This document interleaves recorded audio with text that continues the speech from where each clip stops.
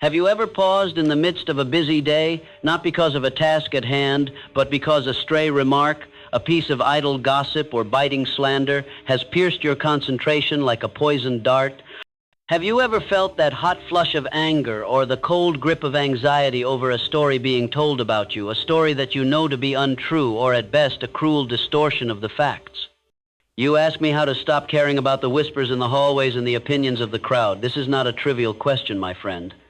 It is one of the most vital inquiries a person can make on their path to true independence and success. For what you are really asking is this: how do I become the absolute sovereign of my own mind?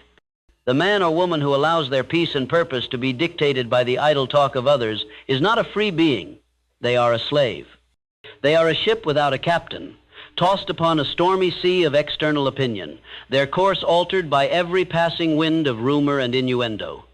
They have willingly handed the rudder of their soul over to anyone with a careless tongue. This is a form of self-imprisonment so common that most people do not even recognize the bars of their own cage. They believe their emotional turmoil is a natural reaction to what others say. They do not realize that their suffering is not caused by the words themselves, but by their own decision to grant those words entry into the sacred sanctuary of their mind. Let us first examine this phenomenon you call gossip. What is it really at its very core? Gossip is the currency of the idle and the aimless. It is the pastime of those who have no great purpose of their own to occupy their thoughts, and so they busy themselves with the affairs and the supposed failings of others. Have you ever noticed that men and women of great achievement rarely engage in malicious talk about their peers? They simply do not have the time. Their minds are too consumed with their plans, their visions, their definite goals. Henry Ford was not preoccupied with what his competitors were whispering about him.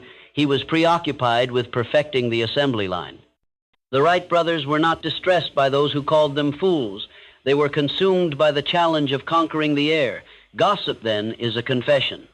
The person who spreads rumors is unconsciously confessing their own emptiness, their own envy, their own lack of a driving purpose. Their words are not a reflection of your character. They are a direct reflection of theirs. To be upset by the gossip of an aimless person is like being angered by a cloud for casting a shadow. It is its nature. It has nothing to do with you. The real question is not why they say what they say, but why you choose to listen. The fear of criticism is one of the 6 basic fears that holds humanity in chains. It is a ghost that haunts the path of ambition. Why does it have such power? Because from a young age, we are conditioned to seek the approval of others, our parents, our teachers, our friends. This conditioning can create a deep-seated need for external validation. When this need is strong, the disapproval or ridicule of others can feel like a genuine threat to our well-being. But let me tell you a profound truth. The only approval you will ever truly need is your own. Once you learn to generate your own sense of worth from within, based on your own standards and your own purpose, the opinions of the outside world will lose their power over you. They will become like distant noise, unable to penetrate the peaceful fortress of a self-assured mind. So, if the problem is a mind left open to the poisonous suggestions of others, then the solution must be to fill that mind so completely with the power of your own choosing that there is simply no room left for the poison to enter. This brings us to the first and most powerful principle for immunizing yourself against the opinions of others. You must find and adopt a definite chief aim. A great burning, all-consuming purpose is the ultimate shield against criticism. Think of your mind as a radio. If it is not deliberately tuned to a specific powerful station of your own choosing, it will naturally pick up the static and chatter of 1,000 other broadcasts, the worries of the news, the fears of your neighbors, and the idle gossip about you. But if you tune that radio to the frequency of your grand obsession, to your definite goal, and turn the volume up so loud that it fills every corner of your consciousness, the static simply disappears. It is not that you are actively fighting the static. It is that your chosen signal is so powerful and so clear that the weaker signals can no longer be heard. What is your grand obsession? What is the one thing you desire more than anything else? Have you written it down? Have you made it clear and concise? I will achieve this specific goal by this specific date, and I will give this specific service in return. This is not a wish. This is a command you issue to your subconscious mind. When a man knows with absolute certainty where he is going, he develops a kind of selective hearing. His ears are open only to information and opportunities that will help him on his journey. The rest is just noise. If you have a burning desire to build an empire, to create a masterpiece, or to achieve a noble goal, do you honestly believe you will have the mental energy to spare on worrying about what someone at a social gathering said about your choice of attire or your recent business setback? Of course not. Your mind will be on your blueprints, on your strategy, on your next move. A definite chief aim gives you a personal North Star. When you are looking at your star, you are not looking down at the mud puddles of gossip at your feet. This is the first and most critical step. If you do not have a great purpose to occupy your mind will become a public square, open to every tramp thought that happens to wander by. Once you have established your definite chief aim, you must reinforce it. You must build upon this foundation an unshakable belief in yourself and your purpose. This is achieved through the principle of auto-suggestion. You must become the master propagandist of your own mind. The world is constantly feeding your subconscious with suggestions, most of them negative and limiting. Gossip is simply a form of negative autosuggestion delivered by others. To counteract this, you must launch your own powerful positive campaign. This is where faith comes in. And faith is not something you wait for, it is something you build. Take your written statement of your definite aim. Read it aloud every morning when you wake and every night before you sleep. But do not just read the words. This is critically important. You must feel the emotion. You must see yourself in your mind's eye as already in possession of your goal. Feel the pride. Feel the confidence. Feel the joy of accomplishment. Your subconscious mind is moved by thoughts that are steeped in emotion. It accepts these emotionally charged thoughts as commands and begins to work tirelessly to translate them into their physical equivalent. What does this have to do with gossip? Everything. When you systematically build within yourself a powerful self-image of success and competence, you create an inner reality that is far more compelling and real to you than any story someone else can tell about you. If someone calls you a failure, but you have spent months vividly imagining and feeling yourself as a success, their words will have no hook on which to hang in your mind. They will sound absurd, like someone telling you the sky is green. Your inner conviction becomes a Teflon coating to which negativity cannot stick. You are no longer seeking validation from the outside, because you are manufacturing a more potent and pure form of validation from within. Remember this fundamental law: thoughts are things. They possess a creative power. Every moment you spend worrying about gossip, you are using your powerful creative energy to vitalize a negative. You are watering the weeds. By practicing positive autosuggestion, you are consciously choosing to redirect that powerful energy toward watering the flowers of your own great purpose.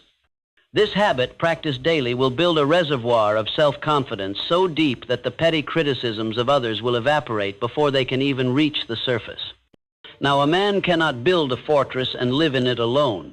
Your environment, and especially the people in it, will have a profound impact on your state of mind. This is where the wisdom of creating a mastermind alliance becomes your greatest social shield against gossip. A mastermind is an alliance of two or more people, working in perfect harmony for the attainment of a definite purpose. Think about this carefully. Who are your closest associates? With whom do you spend the majority of your time? Are they people of vision and ambition? Do they speak the language of success, faith, and encouragement? Or are they part of the chorus of cynicism, doubt, and, yes, gossip? You cannot afford the devastating liability of a negative associate. To insulate yourself from the idle talk of the crowd, you must consciously surround yourself with the purposeful talk of a chosen few. Form your own mastermind.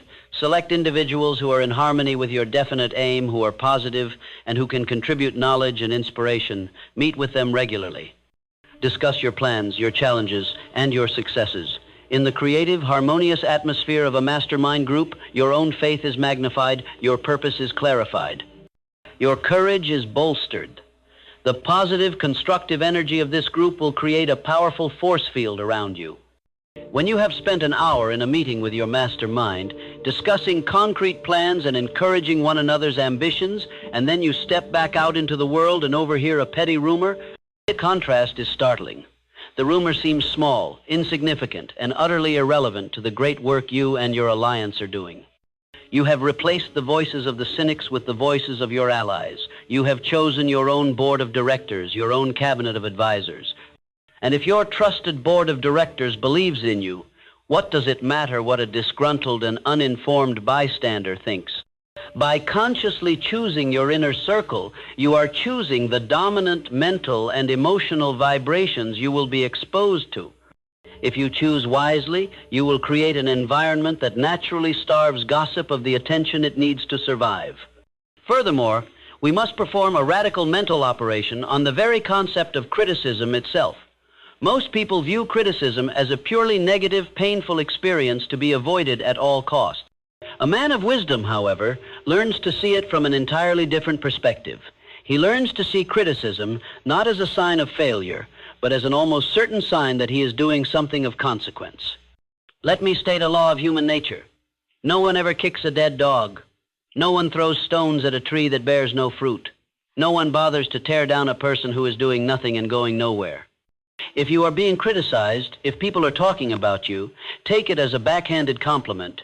It is evidence that you have risen above the silent, invisible crowd of the mediocre. You have done something that has captured their attention.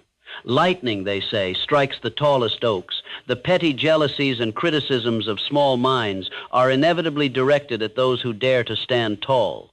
When I studied the lives of the great leaders of industry, men like Andrew Carnegie and Thomas Edison, I found that they were all, without exception, targets of vicious criticism and slander. Their early efforts were met with ridicule. Their successes were met with envy. Did they halt their progress to engage in debates with their every detractor? Number? They understood that criticism was simply the friction that is generated when a man of purpose moves through a world of inertia. They considered it part of the price of admission to the arena of great achievement. So, the next time you hear a rumor or a criticism directed at you, instead of feeling the sting of pain, I want you to perform a mental shift. I want you to silently say to yourself, "This is good. This means I am on the move. This means I am making an impact. I must be doing something right." If you can learn to reframe criticism in this way, you rob it of its power to harm you. You transform the poison into a tonic. You take the energy of the attack and you use it to fuel your own resolve, thinking, "I will show them." Your success becomes the only answer you will ever need to give. The man who is terrified of what others might say is a man who is destined to do nothing worthy of being said. Finally, and this may be the most important point of all, the ultimate, undeniable, and most eloquent response to all gossip and criticism is persistent, focused action in the direction of your goal. All the mental reframing and positive alliances in the world are but preparation for the real battle, which is won in the field of daily effort. Gossips talk, achievers do. While they are occupied with dissecting your last move, you should be busy making your next one. Action is the great silencer. It silences your own inner doubts, and in time, it silences the outer critics. They may predict your failure, they may mock your ambition, but they cannot argue with results. Every day that you get up and work on your definite purpose, you are building a monument to your own conviction. Every small step forward is another brick in a wall that separates you from their world of idle talk. Their words are air. Your accomplishments are stone. Which do you think will last? This requires the development of that iron-willed quality, persistence.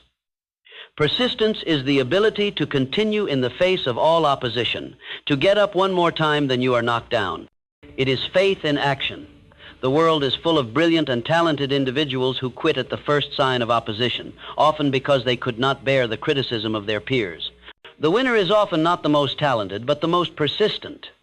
When you refuse to quit, when you continue to move forward despite temporary setbacks and despite the chorus of doubters, you send a powerful message to the world and, more importantly, to your own subconscious mind. You are in earnest. Your purpose is not a whim. You will not be denied. Persistence has a way of dissolving obstacles. Critics grow tired of criticizing a target that keeps moving forward. Doubters eventually fall silent when they are confronted with undeniable progress. Your persistent action is your closing argument in the court of opinion, and it is an argument that can never be refuted. Do not waste your precious breath arguing with your critics. Do not squander your vital energy trying to correct every lie.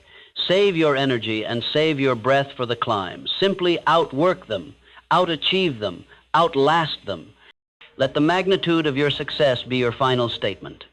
So you see, my friend, freedom from the tyranny of other people's opinions is not a mystery. It is a science. It is the result of a deliberate, disciplined process of mental self-mastery. It begins with adopting a definite chief aim so compelling that it consumes your thoughts. It is fortified by building unshakable faith through the daily practice of autosuggestion. It is protected by forming a mastermind alliance that provides a chorus of encouragement. It is empowered by reframing criticism as a badge of honor. And it is ultimately proven by relentless, persistent action toward your goal. When you have put these principles into practice, you achieve a state of magnificent mental freedom. The energy that you once wasted worrying, fuming, and explaining yourself is now liberated and can be channeled into constructive, creative effort. Your mind becomes a quiet, efficient workshop, not a noisy public forum. You learn to live life from the inside out, guided by your own internal compass, not by the shifting winds of popular opinion. You become, in the truest sense of the words, the master of your fate, the captain of your soul. Therefore, I leave you with this question to ponder. Whose report will you believe? The uninformed, often envious report of the crowd, which seeks to pull you down to its level, or the report of your own soul, which knows the grand purpose you were placed on this earth to achieve?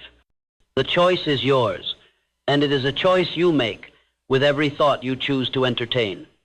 Choose wisely, build your inner fortress, and then go forth and erect the outer empire that you and you alone have envisioned.